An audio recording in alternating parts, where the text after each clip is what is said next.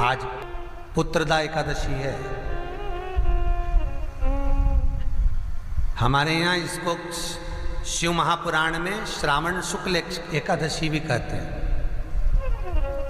और कहते हैं ये सती माता ने श्रावण के महीने में यही एकादशी के दिन से जो व्रत साधना करना प्रारंभ करी थी वो सुख देने वाली थी।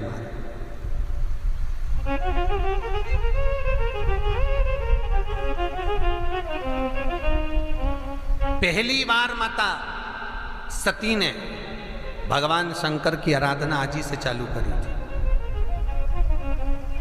निवेदन है आपसे भी, कोई कार्य अटक रहा है, तकलीफ आ रही है, दुख है, लक्ष्मी नहीं आ रही, परेशान हो, तो आज पुत्रदा एकादशी है। 108 बेलपत्र की, जो बेलपत्र होते हैं उसकी, इसको छेद तो करते नहीं है सुई से, बेलपत्र की डंडी को बांधते जाओ 108 बेलपत्र की माला बना लो, और माला बनाकर भगवान शंकर के गले में, शंकर के शिवलिंग को जो चढ़ा देता है उसकी मनोकामना भगवान शंकर पूरी कर देते हैं। महाराज, जितनी भी माताएं एकादशी का व्रत करती, बहुत ध्यान से सुनना आज की कथा को, शायद जिंदगी में मिली ना मिली, पर ये कथा का रिश्ता तो बहुत ध्यान से सुनना, ध्यान से। स्कंद पुराण यहाँ तक कहती है कि इस कथा के चरित्र को जो श्रवण कर लेता है उसको 26 एकादशी करना भी नहीं पड़ती। इस एकादशी की केवल ये कथा सुनकर ही वो तर जाता है।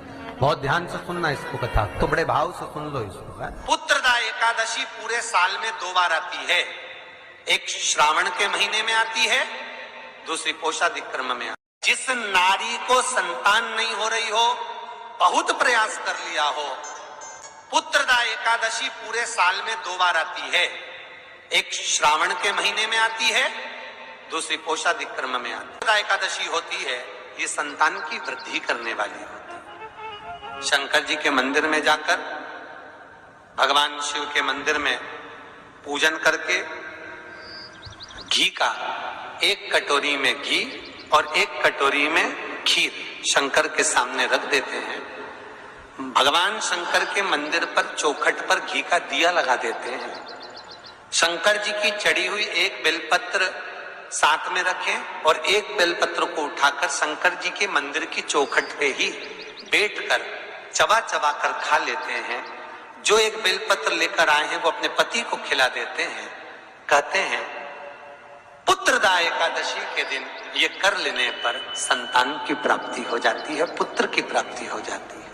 महापुराण की कथा कहती है, आप अगर विश्वास रखे हो, सफेद आंकड़े की जड़, जिस नारी का संतान नहीं हो, गर्भ नहीं ठहरा हो, सफेद आंकड़े की जड़, जिस देव अधिदेव महादेव की कथा जिस तुम्बरुका जी ने श्रवण कराई है, शंकर भगवान जिनके सामने बैठकर शिव पुराण की कथा सुन रहे हैं, उन तुमरुका जी का नाम लेकर शिवलिंग पे से 21 बार घुमाकर मंदिर में ही कमर पर 7वें दिन रजस्वला धर्म के जो बांध लेता है, और 1 पीपल का पत्ता अवधूतेश्वर महादेव का नाम लेकर शंकर पर चढ़ाकर उसको गाय के दूध में उकाल कर रात्रि को दोनों पति पत्नी अगर पीकर सोते हैं, 3 महीने में भगवान भोलेनाथ उसकी गोद भर देते हैं। ये शिव तत्व, शंकर देता जरूर है। अच्छा, संतान नहीं हो, किसी नारी की गोद, अगर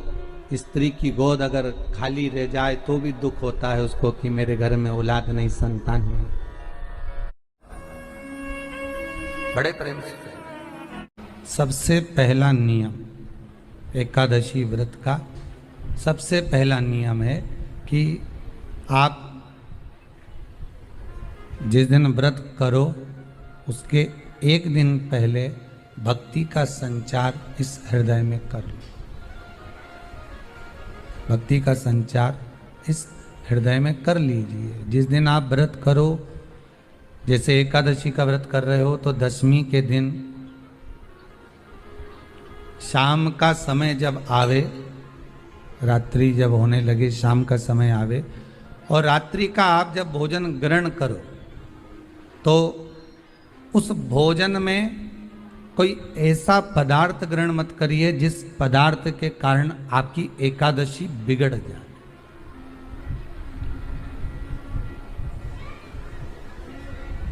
कोई बेकार भोजन में ग्रहण नहीं करना, श्रेष्ठ भोजन ग्रहण करिए दशमी के। और एकादशी का दूसरा नियम बहुत ध्यान से सुनिएगा। जिस दिन आपकी एकादशी का व्रत हो उस दिन प्रयास करिएगा कि अपने हाथ से किसी भी वृक्ष की कोई पत्ती टूटे ना। अपने हाथ से किसी भी वृक्ष की, पौधे की, किसी भी वृक्ष की पत्ती अपने हाथ से ना टूटे। बहुत ध्यान दीजिएगा महाराज। एकादशी का ये दूसरा नियम है कि अपने हाथ से किसी पौधे की, किसी वृक्ष की, किसी डाली की कोई पत्ती टूटे ना, कोई पत्ती ना टूटे, इसका प्रयास करिए।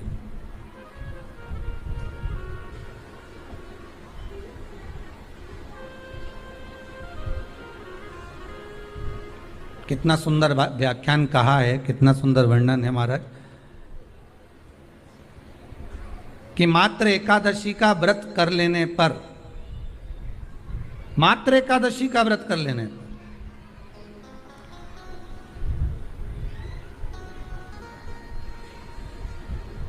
जो पूर्व में किया गया हमारा पाप कर्म है, हमने किसी जीव की हत्या करी है, हमने किसी को कष्ट प्रदान करा है, हमने किसी को अपशब्द कहा है, हमने किसी को ताने दिए, हमने किसी को आड़ा टेढ़ा कहा है, हमने किसी को गालियां दे दी है, मात्र एकादशी का व्रत ही कर लेने पर ये सारे जो दोष हैं वो समाप्त हो जाते हैं।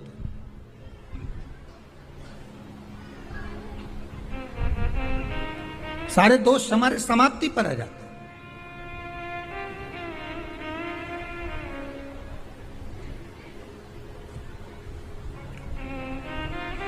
अब एक विचार करिएगा थोड़ा सा अपने मन में, अपने चित्त में, अपनी वृत्ति में एक बात उतारिएगा, एक अपने मन में एक बात को उतार कर रखिएगा कि आप अपने पाप को, अपने पाप कर्म को जिस दिन छिन्न करने वाले हो, समाप्त करने वाले हो, अपने पाप को आप जिस दिन समाप्ति पर लेकर जा रहे हो, तो उसके एक दिन पहले आपको प्रसन्नता होना चाहिए कि नहीं होना चाहिए कि कल मेरा पाप कटने वाला है, कल मेरा पाप समाप्त होने वाला है, जो मैंने पाप कर्म करा है वो समाप्त होगा, जो मैंने पाप कर्म करा है वो कल समाप्त हो जाएगा। तो एक दिन पहले आपके चेहरे पर प्रसन्नता हो कि ना हो?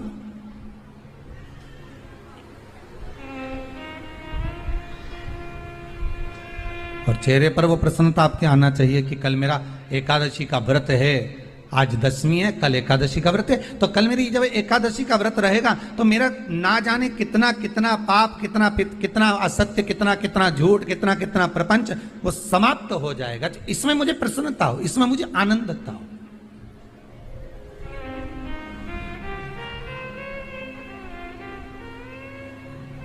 तो क्या कहा गया कि प्रयास करिएगा कि एकादशी के दिन कोई वृक्ष की, कोई डाली की, कोई कोपल की कोई पत्ती ना तोड़ी जाए। क्यों?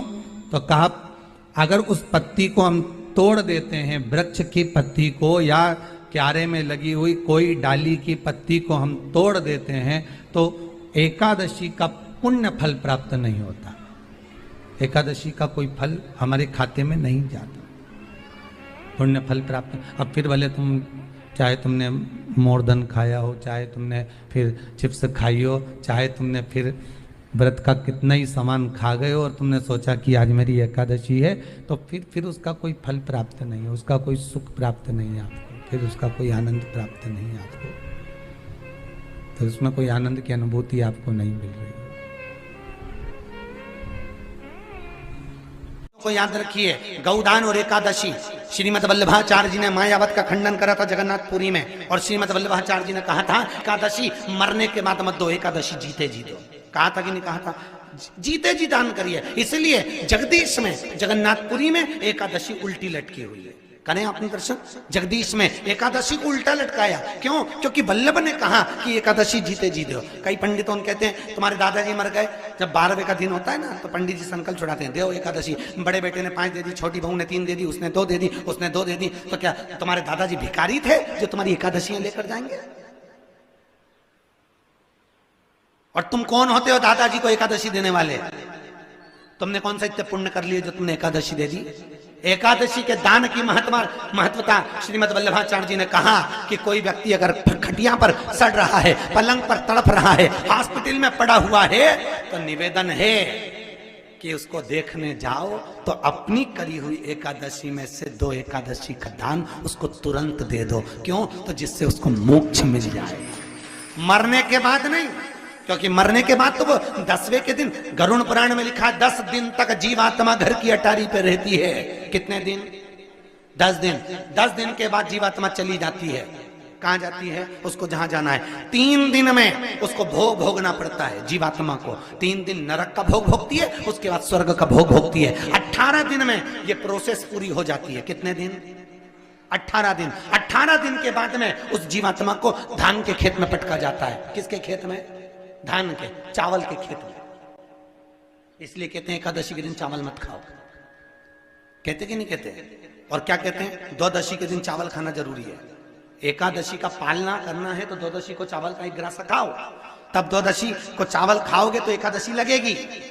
चावल नहीं खाओगे तो एकादशी नहीं लगेगी। द्वादशी को चावल खाना जरूरी है। क्यों कहते हैं? क्योंकि धान के खेत में जीव को छोड़ा जाता है, उस धान के खेत में, चावल के खेत में जीवात्मा रहती है। उसको चिड़िया खाती है तो चिड़िया के रूप में जन्म लेता है, मनुष्य खाता है तो मनुष्य के रूप में जन्म लेता है। इसलिए एकादशी के दिन चावल नहीं खाया जाता, क्योंकि एकादशी के दिन हम चावल खाएंगे तो जीव हत्या का दोष लग जाएगा।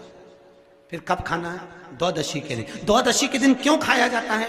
क्योंकि हम एकादशी के व्रत करे रहते हैं, और पहला घासा जब चावल का खाते हैं तो अपनी करी हुई एकादशी का पुण्य, जितने जीव हमारे मुंह में जाते हैं उनको उसका पुण्य मिल जाता है, और उनका फिर जन्म नहीं होता, वो तर जाते हैं, उनको एकादशी का भाग मिल जाता है। इसलिए कहते हैं एकादशी को चावल मत खाओ, पर द्वादशी को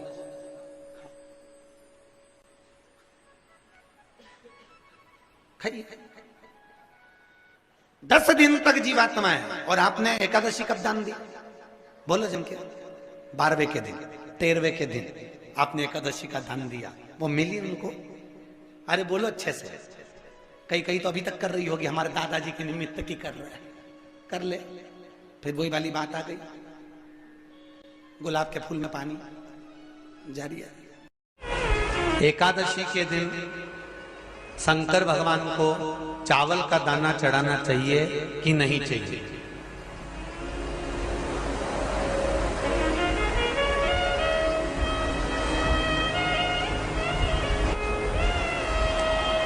बीमार व्यक्ति से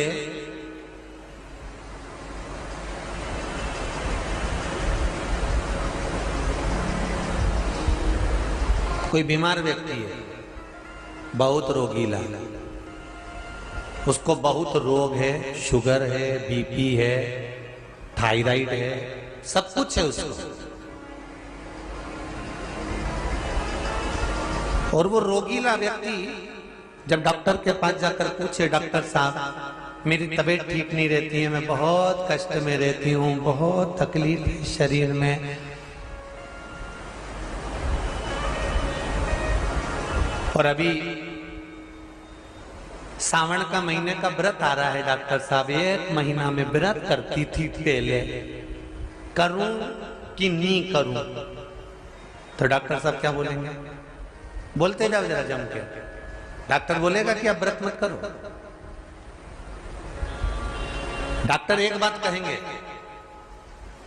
शरीर स्वस्थ रखना है, व्रत बाद में हो जाएगा, अगले वर्ष कर लेना, पर अभी शरीर को सही रखने के लिए दोनों समय अच्छे पेट भरकर सात्विक भोजन करो और अपने शरीर को ठीक करो।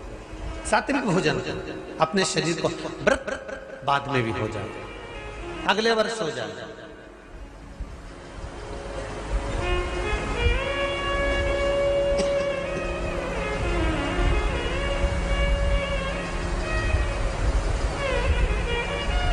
अभी तुम थोड़ा सवेरे 2 बिस्कुट ले लिया करो, सुबह नाश्ता ले लिया करो, भोजन ले लिया करो, फिर दोपहर में कुछ हल्का फुल्का लेकर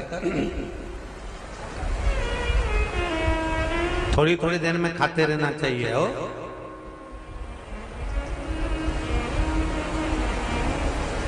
थोड़ा थोड़ा खाओ, थोड़ी थोड़ी देर में खाओ, एक साथ सुरसा जैसे मत निपटा जाए, थोड़ा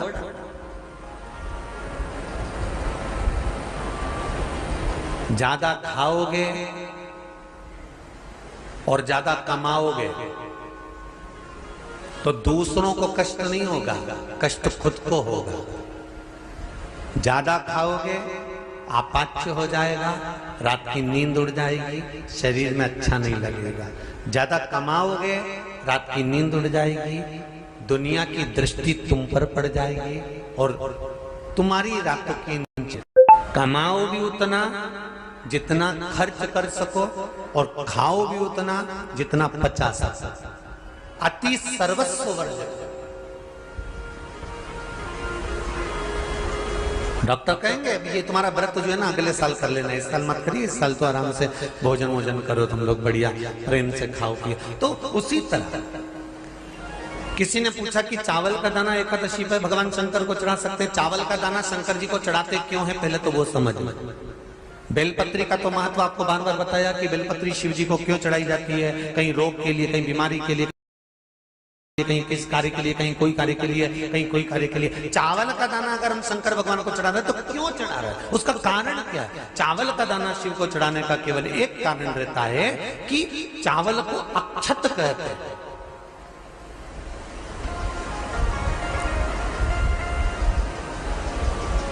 अक्षत का मतलब होता है अक्षय।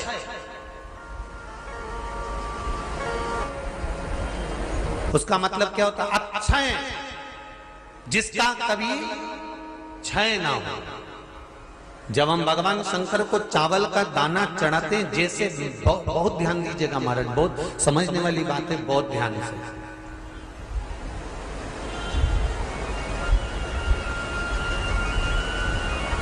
चावल का दाना हमारे मस्तक पर तिलक करने के बाद पंडित जी क्यों लगाते हैं कि भगवान जैसा समय आज चल रहा है, आप पूजन कर रहे हो, पाठ कर रहे हो, दान कर रहे हो, पुण्य कर रहे हो, सत्कर्म कर रहे हो, भजन कर रहे हो, मेरा देव अधिदेव महादेव, मेरा नारायण, मेरा सत्यनारायण भगवान, मेरा राम जी, मेरा विष्णु जी, मेरा भागवत मैया, मेरी रामायण मैया। ब्राह्मण मस्तक पर तिलक लगाने के बाद चावल इसलिए लगाता है कि जैसा समय आज चल रहा है, भगवान तुमको ऐसा ही समय बनाकर रखे और तुम ऐसे ही चार चांद लगाते रहो, दान पुण्य संकीर्तन करते रहो। इसलिए मस्तक पर चावल का दाना लगाया जाए।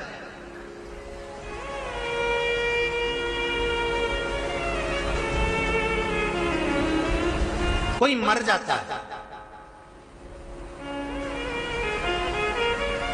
मरने के बाद जब तक पगड़ी नहीं होती तब तक माथे पर तिलक,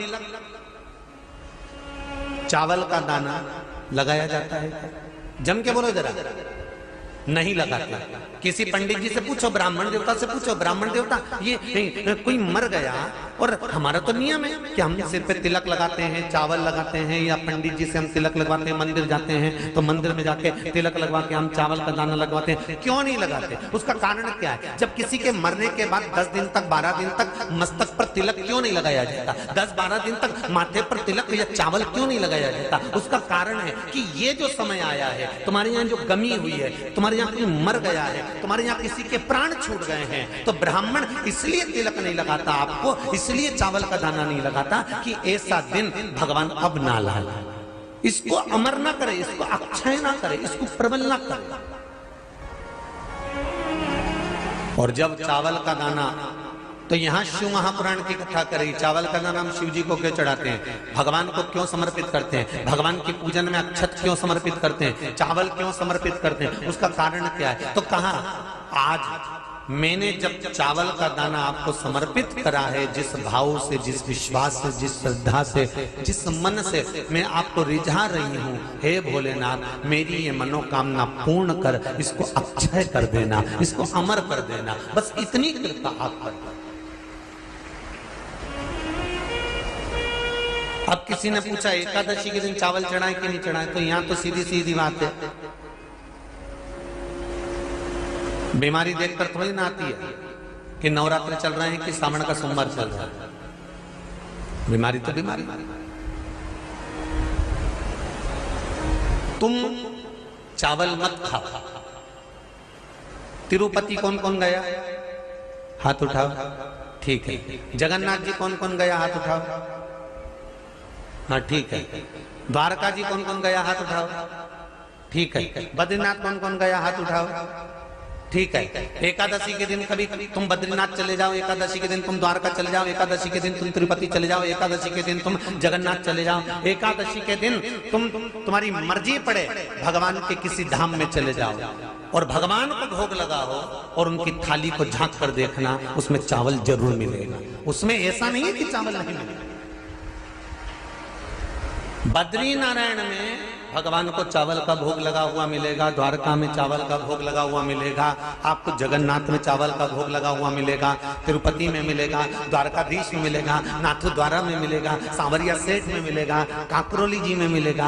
आप जहां जाओगे वहां पर एकादशी के दिन भगवान को चावल आएगा, क्योंकि भगवान के लिए परहेज नहीं है।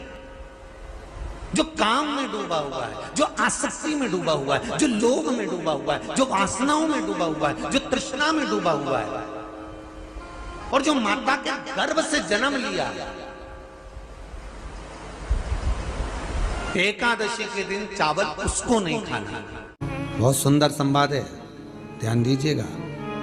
जिसके घर में कमाने वाले दो चार हैं, पैसा तो आ रहा है पर घर में टिक नहीं रहा, डॉक्टर में, पुलिस में, एक्सीडेंट आदि में, कहीं गलत जगह पर व्यसन में अगर पैसा जा रहा है, जुए में, मांसाहार, मदिरा पान, या कहीं आया पैसा आने में कमी नहीं, आ रहा है पर टिक नहीं रहा, रुक नहीं रहा।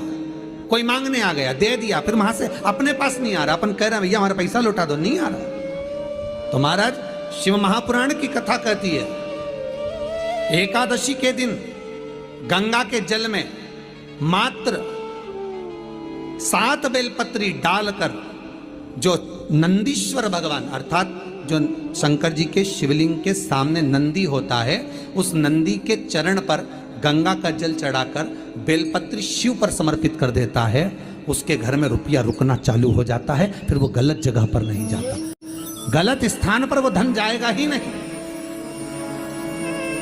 बेटा अगर व्यसन में पड़ा हुआ है, मदिरा पान में पड़ा हुआ है, मांसाहार में, जुए आदि में जा रहा है, तुम्हें लग रहा है कि मेरा बेटा गलत मार्ग पर जा रहा है, ये मित्र दोस्ती गलत हो रही है, वो सही जगह पर आ जाए, करना है एकादशी।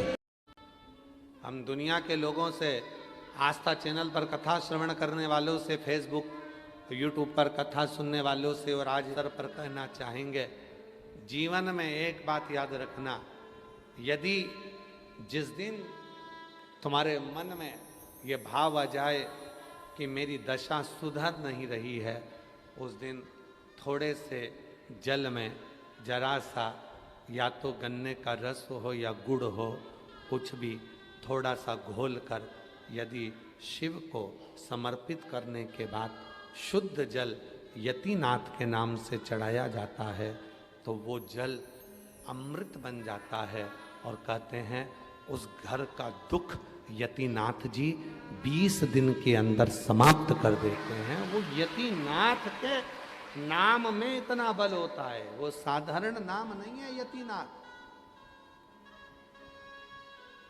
यतिनाथ दुखों ने घेर लिया, बहुत दुख है, बहुत दुख।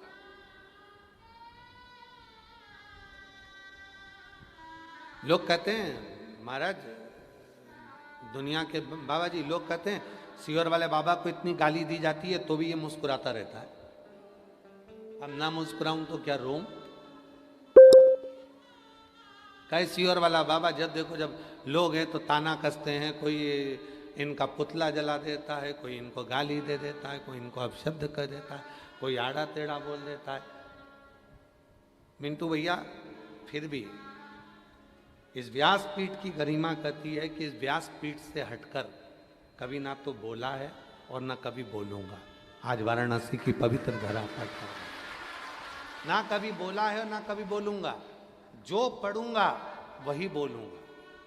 जो पढ़ो, 18 पुराण, 6 शास्त्र, 18 उप पुराण, जितने पुराण है उसके उप पुराण भी हैं।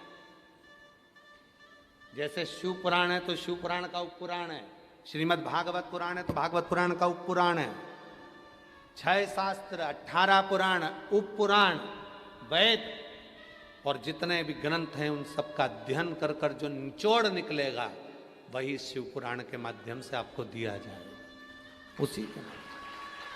और लोग कहते हैं कि सियोर वाला बाबा को इतना लोग ताना देते हैं, आए दिन कोई ना कोई कमेंट्स करता रहता है, व्हाट्सएप पे डालता रहता है, फेसबुक पे डालता रहता है, दिन भर लोग ताना देते रहते हैं, तो भी ये मुस्कुराता रहता है। उसके मुस्कुराने का कारण केवल इतना है कि केवल हम आपको नहीं बताते कि ऐसा करने से ऐसा होगा, उसका अनुभव हम खुद भी करते हैं। जब हम सीहोर रहते हैं या कहीं पर भी रहते हैं, उसका स्मरण कर कर हम उसका साधना करना प्रारंभ कर देते हैं।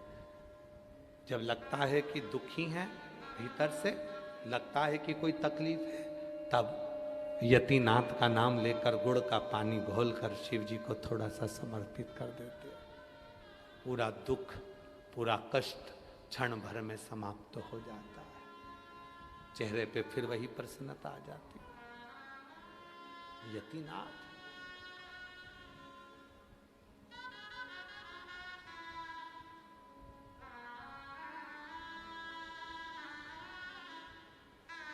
बस उससे मिलन की आस।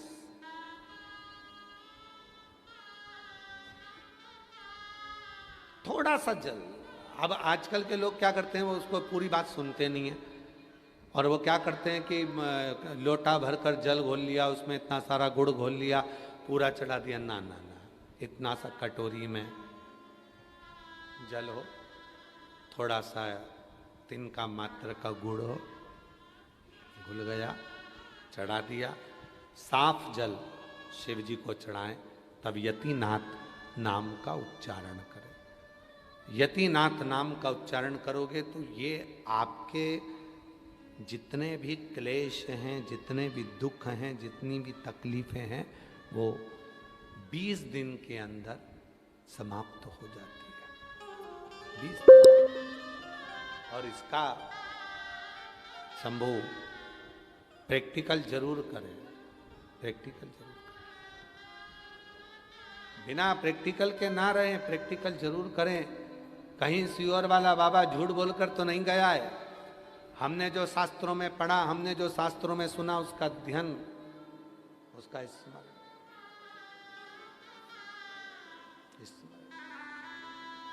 कौन सा नाम है? जम के बोलो, यतिनाथ। ये यतिनाथ नाम का उच्चारण ही सुख दे देता है।